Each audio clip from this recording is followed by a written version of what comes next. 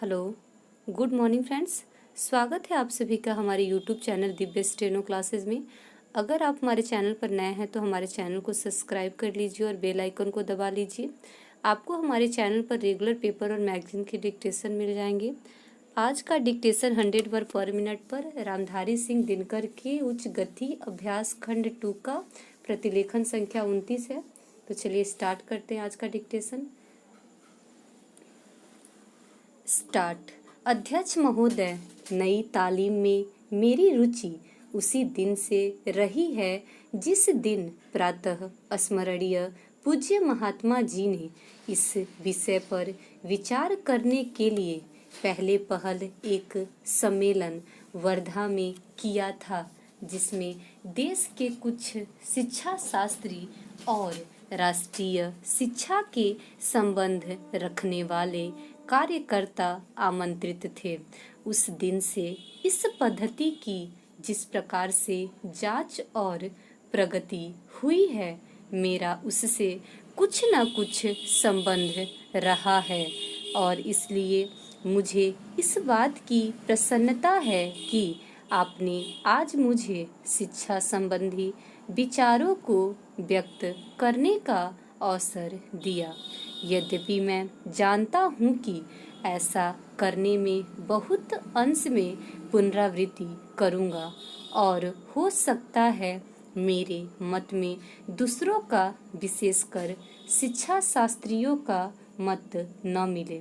इसके अतिरिक्त विचारणीय बात यह भी है कि शिक्षा के संबंध में केंद्रीय और राज्यों की सरकारें आज जो नीति बरत रही हैं, उसका मेरे मत के साथ कहाँ तक मेल होता है और मेरे मत में अथवा उस नीति में परिवर्तन कहाँ तक आवश्यक दिखता है। इसलिए मैं आशा करता हूँ कि मैं आज जो कुछ कहूँगा वह व्यक्तिगत विचार के रूप में ही समझा और देखा जाएगा और उस पर आप निर्भीकता पूर्वक और निर्लिप्त रूप से भली भांति विचार करेंगे। यह एक मानी हुई बात है कि जो पद्धति आज तक प्राथमिक वर्ग से लेकर विश्वविद्यालयों की उच्चतम कक्षा तक प्रचलित है, वह वही पद्धति है जिसको ब्रिटिश सरकार ने इस देश में चलाया था और स्वराज्य प्राप्ति के बाद भी अभी तक उसमें कहीं कोई मौलिक परिवर्तन नहीं हुआ है।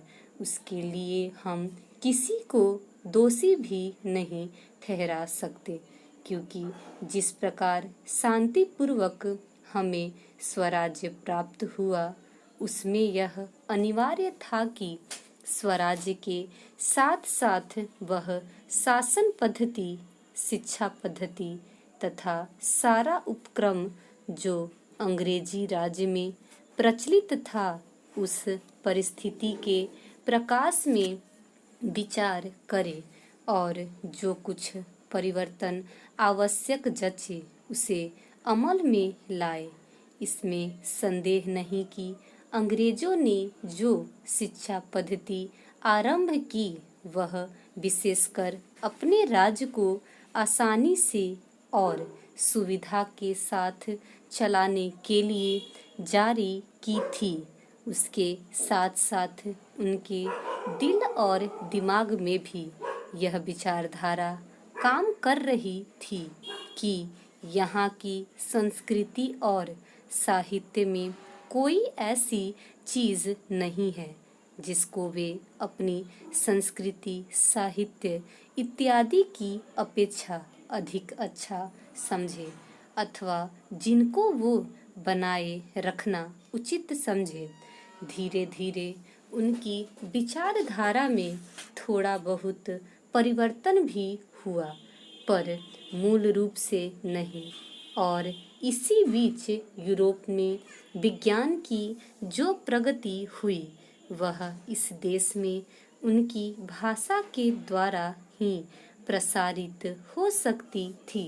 इन सब का परिणाम यह हुआ कि शासन की सुविधा और अपनी भाषा तथा संस्कृति के प्रति श्रद्धा के कारण उन्होंने इस पद्धति को जारी रखा और इसको अधिकाधिक प्रोत्साहन दिया गया। इसमें कोई संदेह नहीं कि हमारी कई पीढ़ियों ने जो शिक्षा पाई इसी पद्धति से पाई।